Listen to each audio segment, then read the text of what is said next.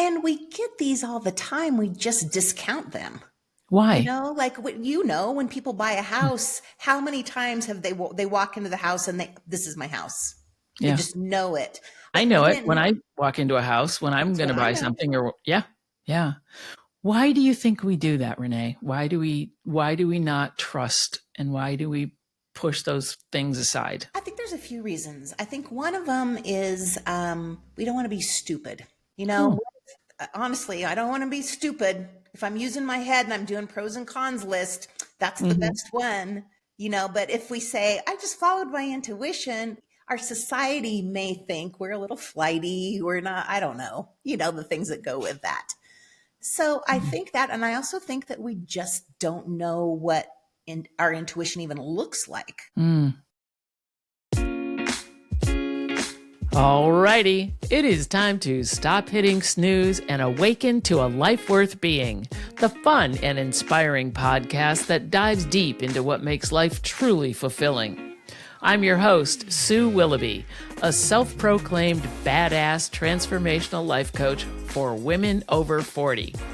Join me as I explore the extraordinary journeys of ordinary people who've transformed their lives from the inside out. Tune in weekly to uncover the secrets to smashing through your perceived limits and creating a life that's not just well lived, but totally worth being. Hello, and welcome to another episode of A Life Worth Being. I'm your host, Sue Willoughby, and we have an amazing show lined up for you today. We're going to get into some spirit guide channeling, so hang in there. And I would like to introduce my guest. She is Renee Spears. And Renee is a spirit guide channeler, a spiritual mentor, and the host of her own podcast called the Abundology podcast. She dedicates her work to guiding souls through their spiritual evolution, and coming to you live and direct from beautiful Bozeman, Montana. Please welcome Renee Spears. Hi, Sue. Nice to be here. And I love how you say beautiful Bozeman, Montana, because I say that every Sunday on my podcast. I know. I couldn't wait to say it. Sometimes it's funny. Sometimes it's rainy Bozeman, Montana, but it's always beautiful Bozeman, Montana on some level. Yes. Always That's beautiful. Great. Yeah. Well, thank you so much for being here today. I really appreciate it.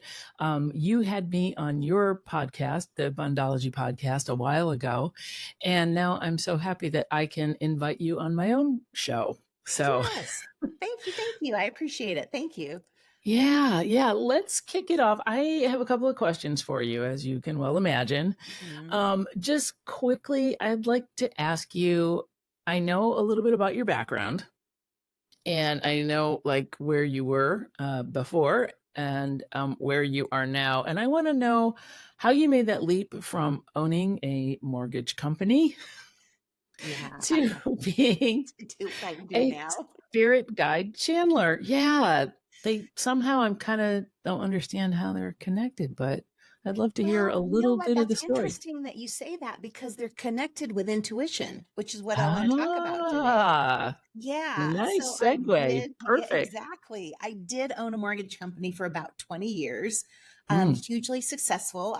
I sold it because I got this intuitive hit. I know this is out there, but when we talk a little bit, to move to Montana and, be a spiritual mentor and channel spirit guides. Wow. So I know it was really following my intuition. I was driving through Montana a few years ago. It's been a number of years now, 5 years ago.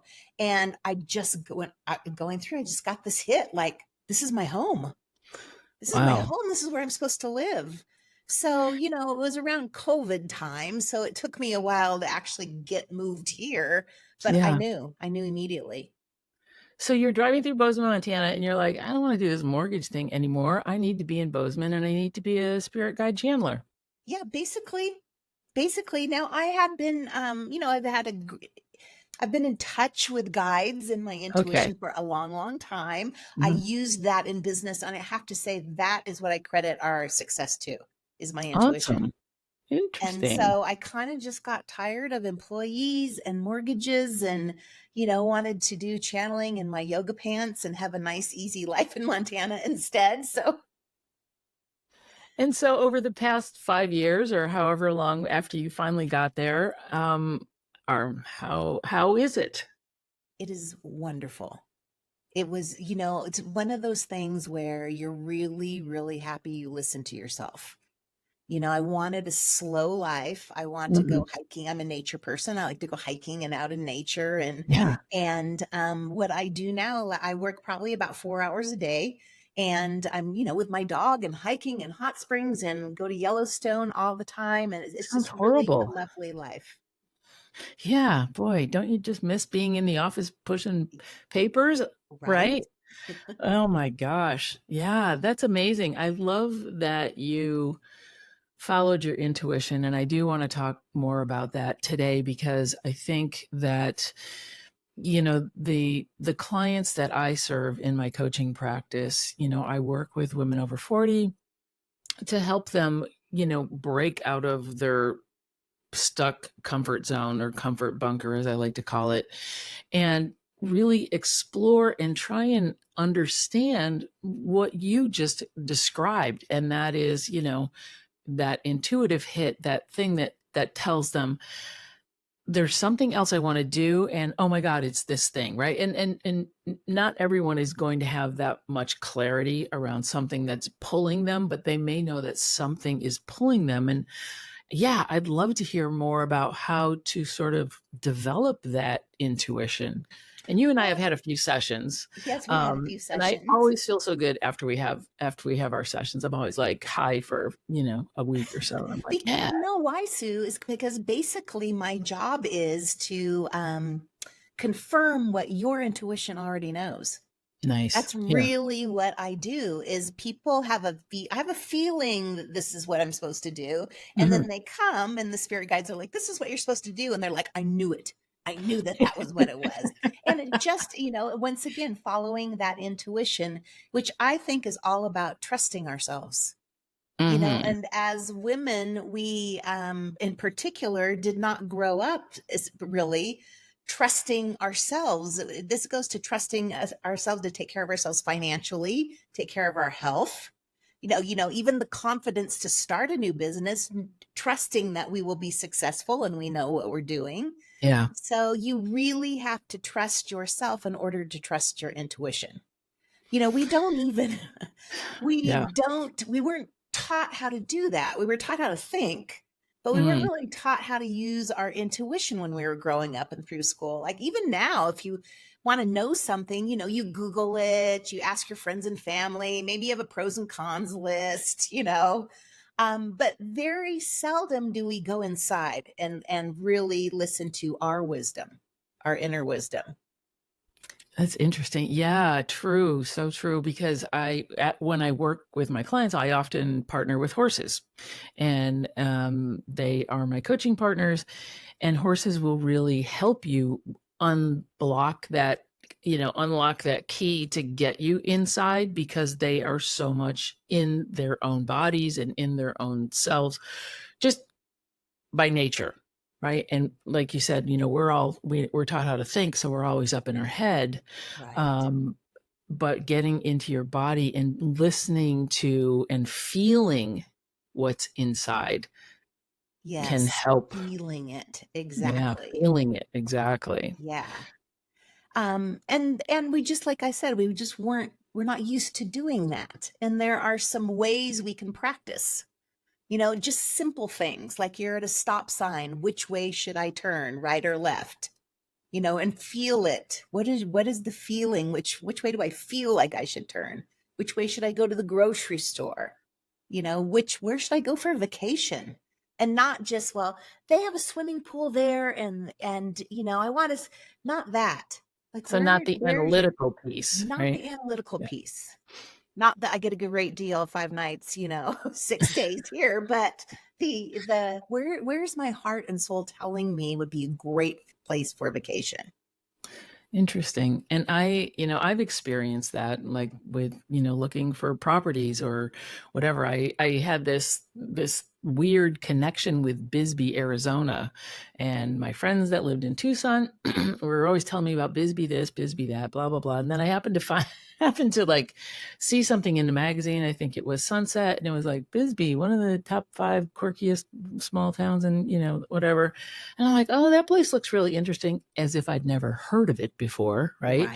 And I ended up buying a house there, and my friends were like, this is the place that we've been telling you about for 30 years. And I'm like, I was just pulled there. My intuition just pulled me there. Right. And so, I mean, it's like the seed had been planted, but it was still kind of like right now I'm for some reason being pulled to Joshua Tree.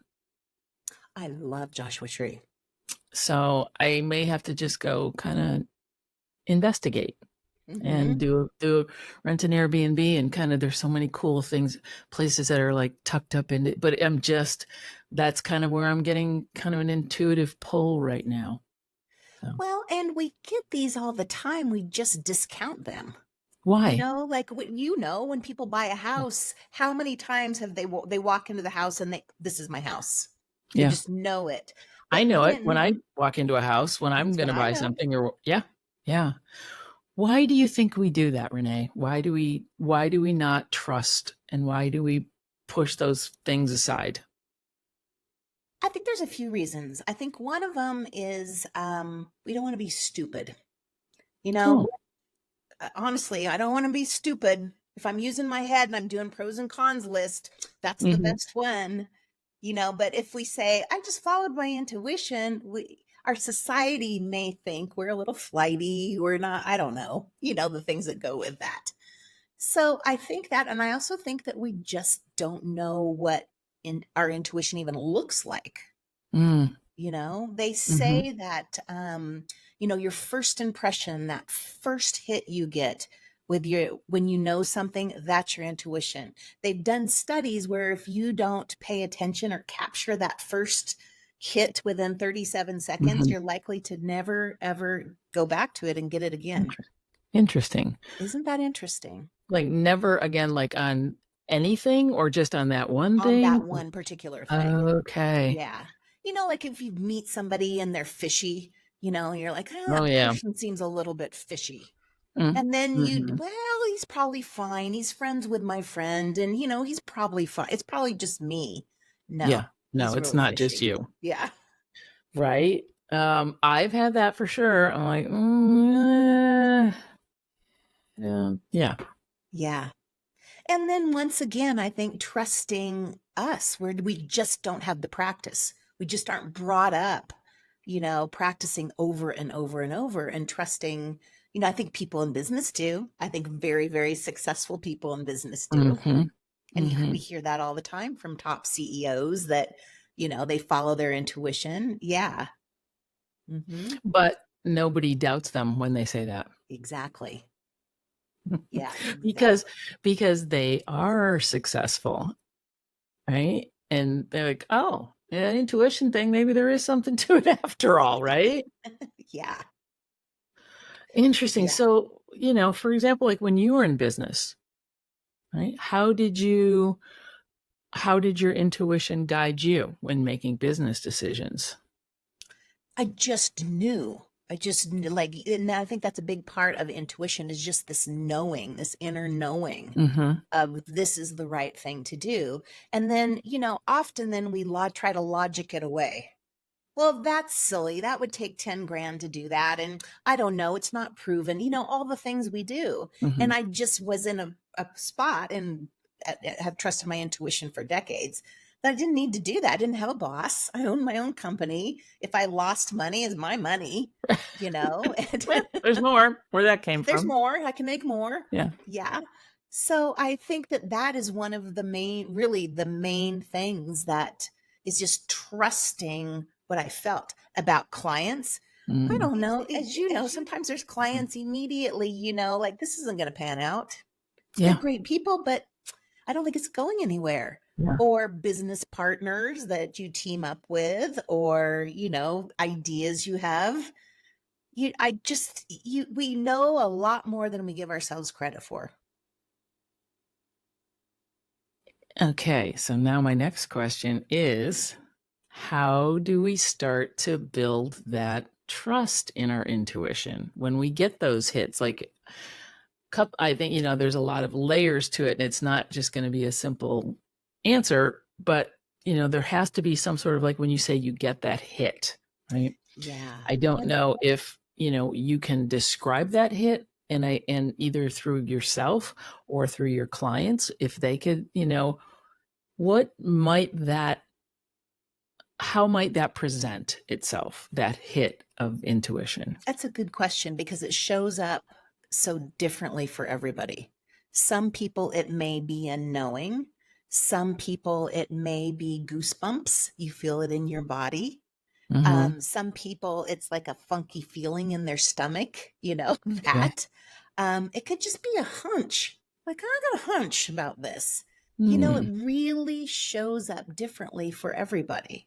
And so even knowing how it shows up for you, for me, I just know, right. but Because that's you've not how it trusted is it. for You've everybody. gotten to Yeah. that point. Yeah. Yeah.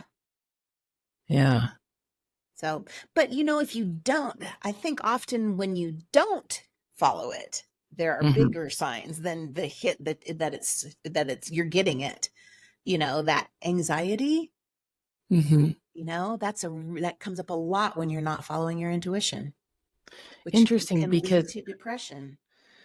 that's really interesting, because I'm thinking, like, how people might think that the anxiety is caused by or brought up by trusting your intuition, like, right? Where they're like, oh, the opposite. I guess I would, like, flip that. And that's what people think, oh, I should have done this other thing or whatever. And now and then they get all nervous about it. So, Yes, yes.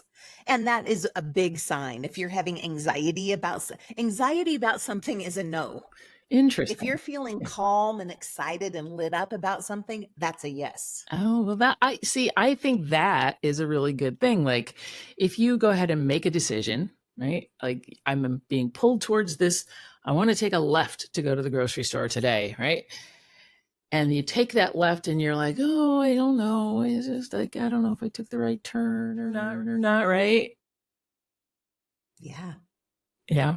One of the easiest ways, I think, when you're just learning and you're not sure, like we're talking about, Yeah. is to flip a coin. Like, Huh. not the Literally. grocery store, but a bigger thing. Should I take this job or not? Hmm. And Hmm. I'm hoping it's heads. I'm hoping it's heads and I take the job, or I hope it's tails and I don't take the job. You don't even need to look at it. You can just tell from right there what your intuition is telling you. Interesting. Hmm.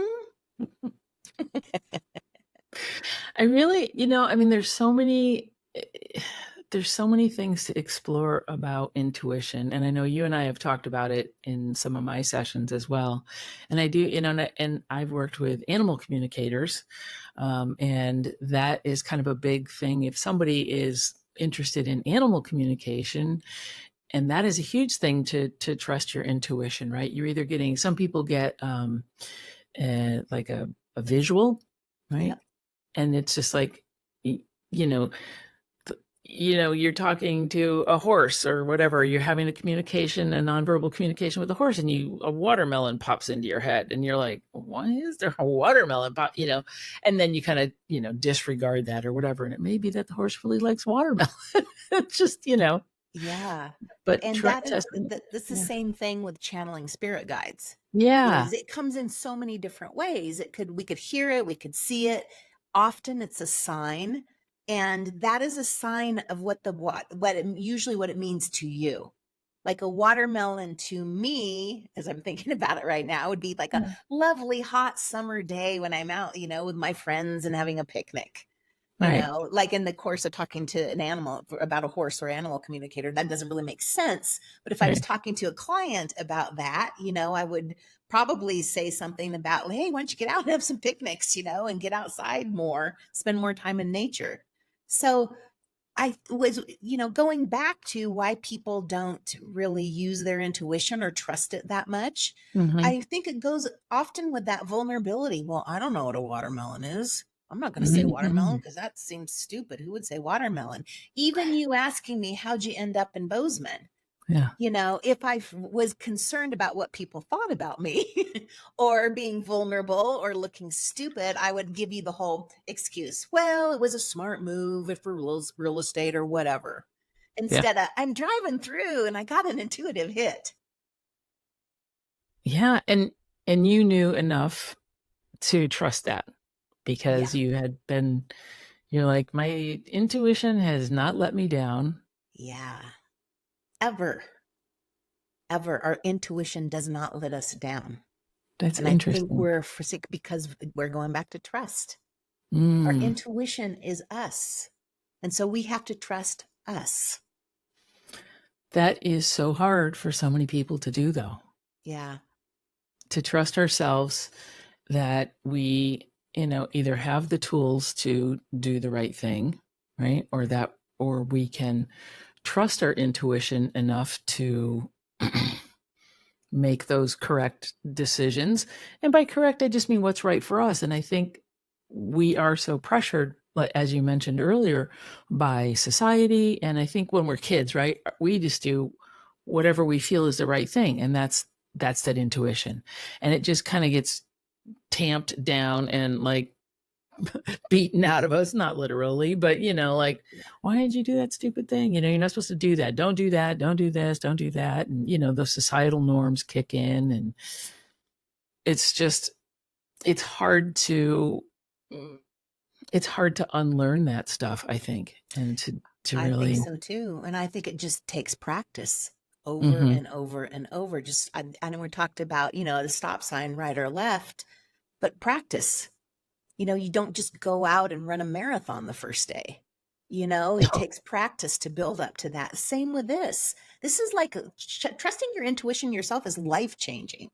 Hmm. You're in the right place where you're supposed to be. You're doing what you're meant to be, and that takes a little bit of work to be able to be brave enough to trust that 100% of the time.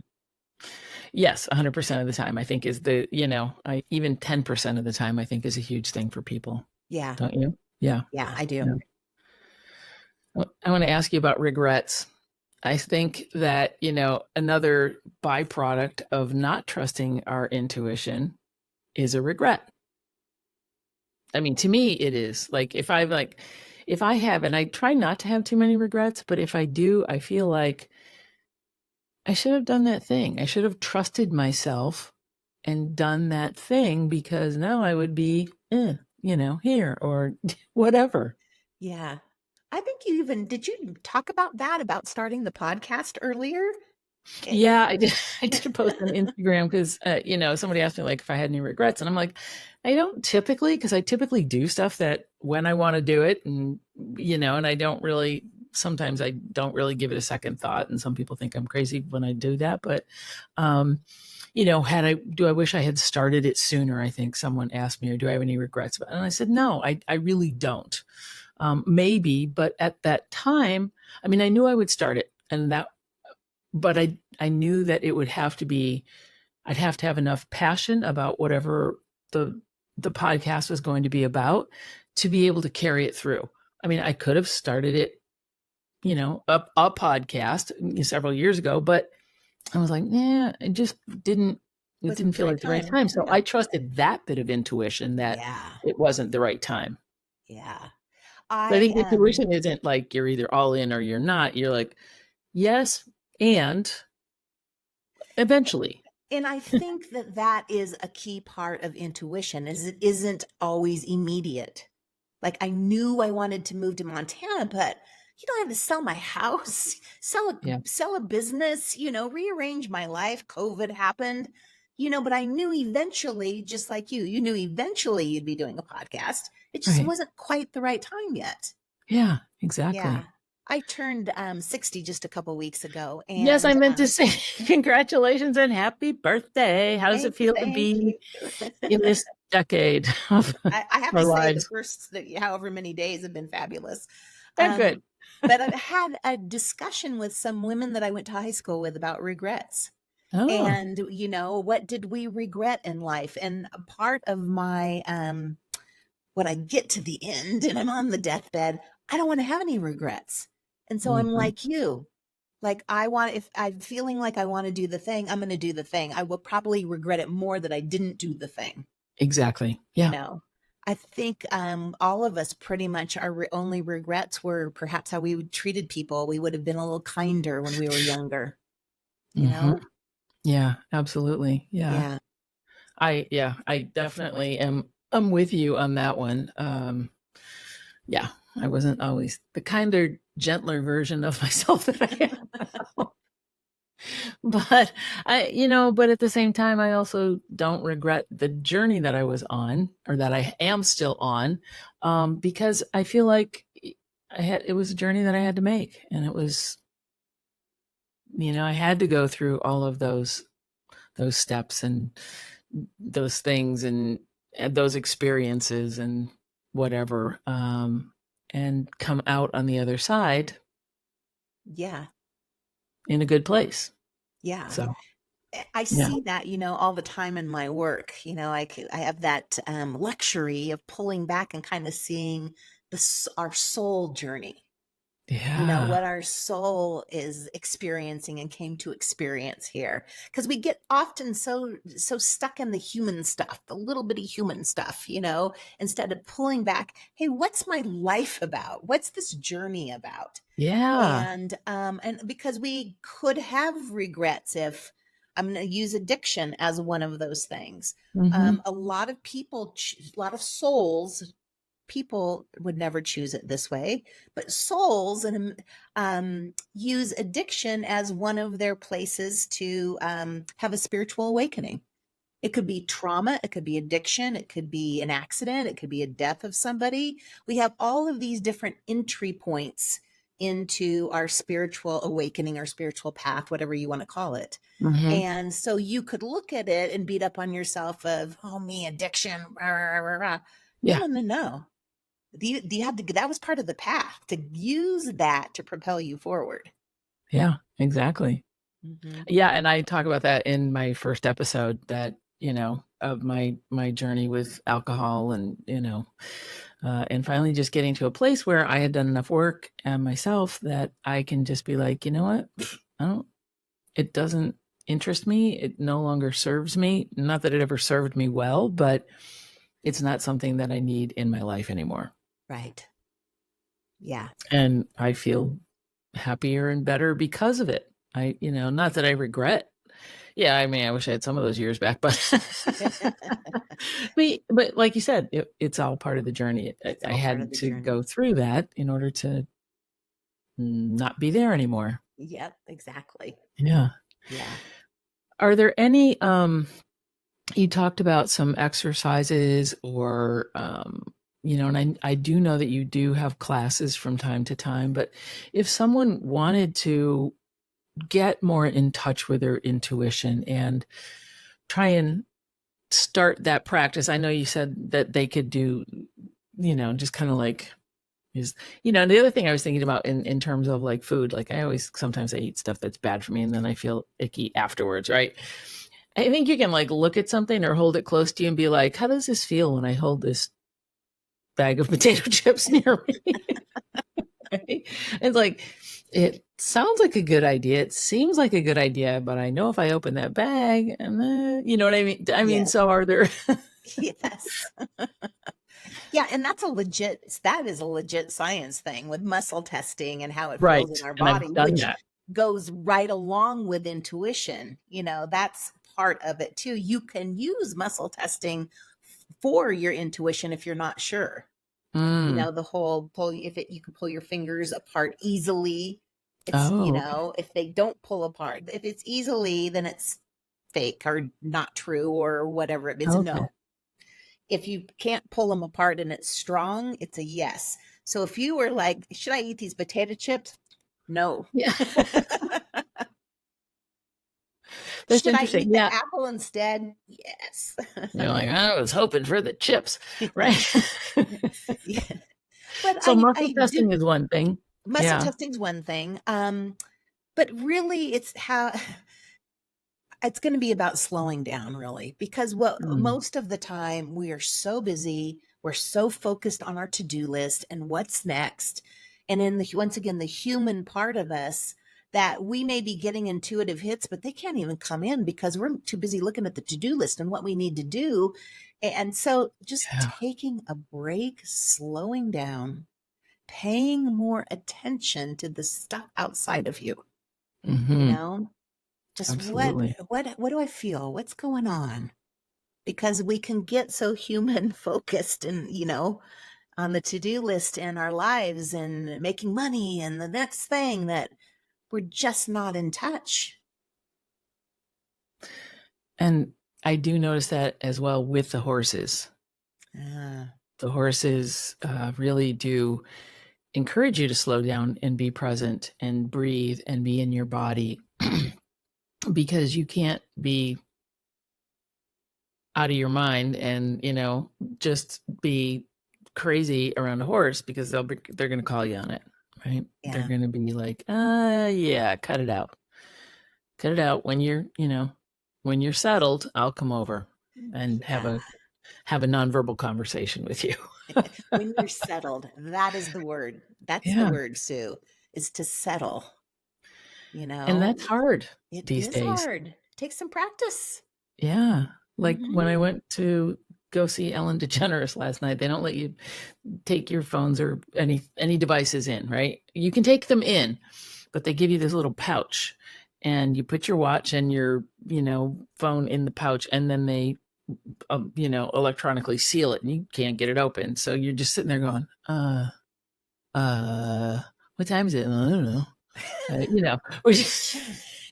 So it like forces you to be present and be there and pay attention to the show instead of like, oh, look, I got a text. Oh, sorry, Ellen, what did you say?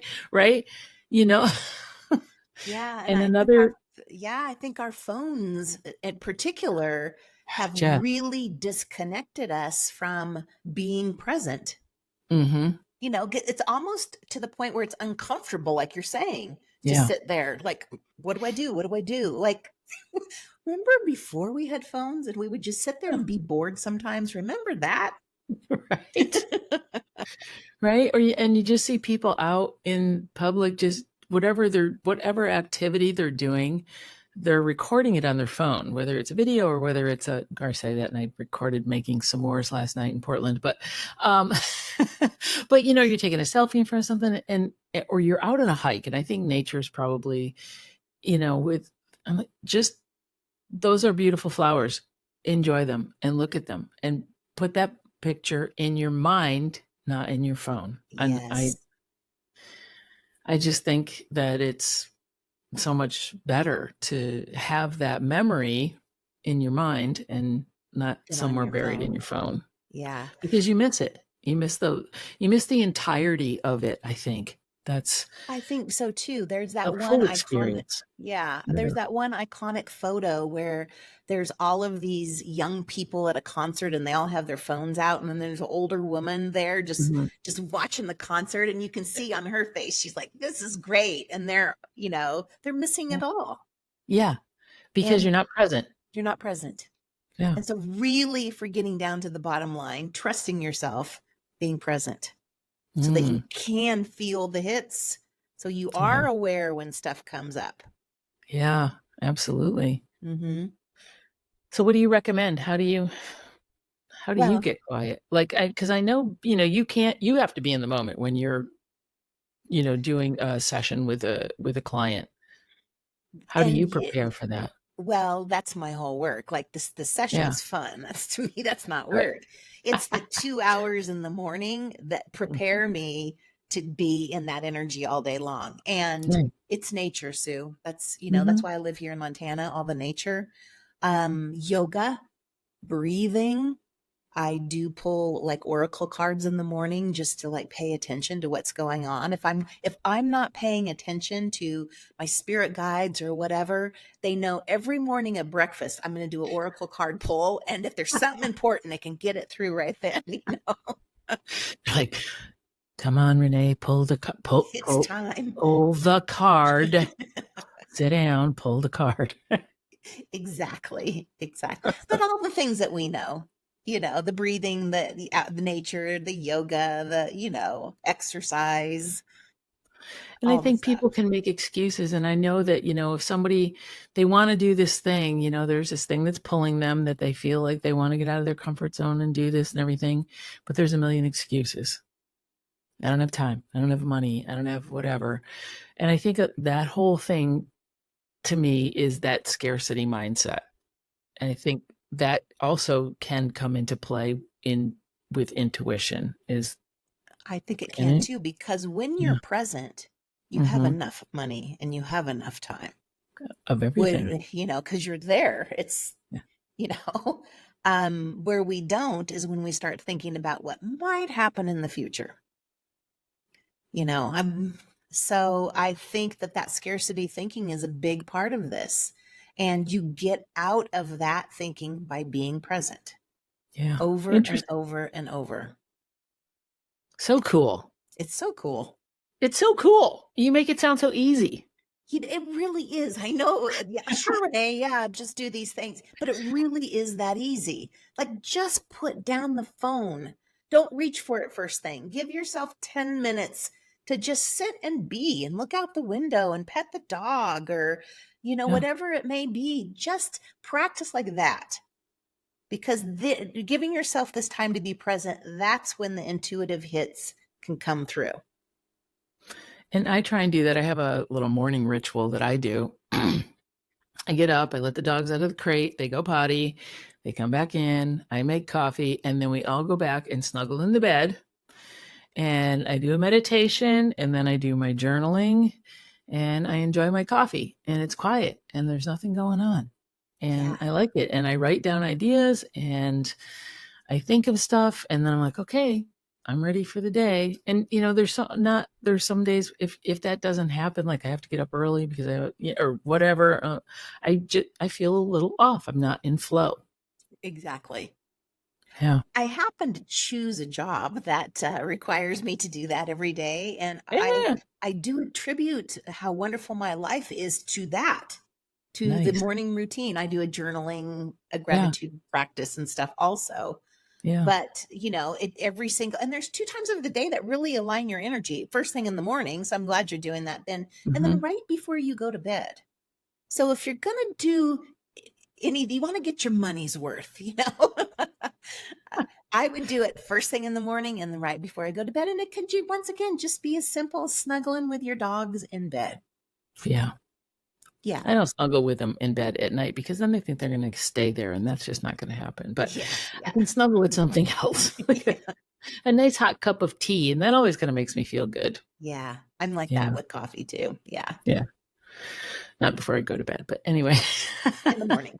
Yeah. All right, Renee, I love talking to you, and I could talk to you forever, but I know you have stuff to do, and I really do appreciate your time. If someone is interested in working with you, either I know you may have some classes coming up because I've taken some of your classes in the past, and they're always fabulous. Tell people how they can work with you on different levels, and what's the best way to get in touch with you. I would suggest starting with going to my website, abundology.com. And there's more information there about working with me. You can schedule an appointment. I do 30 and 60-minute readings for people. You can schedule and pay right there. Mhm. I also do a weekly podcast on Sundays. I know that you listen, Sue. I So do. just really it talks about what to expect with the energy in the world that particular week. Short and sweet. I think it's usually between 8 and 10 minutes, not that long. Love it. I do classes. I just finished a Learn to Channel Your Spirit Guides class. Oh, we missed it. I'm Yeah, sure that's it'll be okay. I'm happening doing again. another one in the fall. And I also do, which I have found recently is like my thing, is women's wisdom circles. Oh, Women's interesting. wisdom circles. I love them. They're like 7 weeks long. I'll start a new one in the fall, but I've also started doing private ones.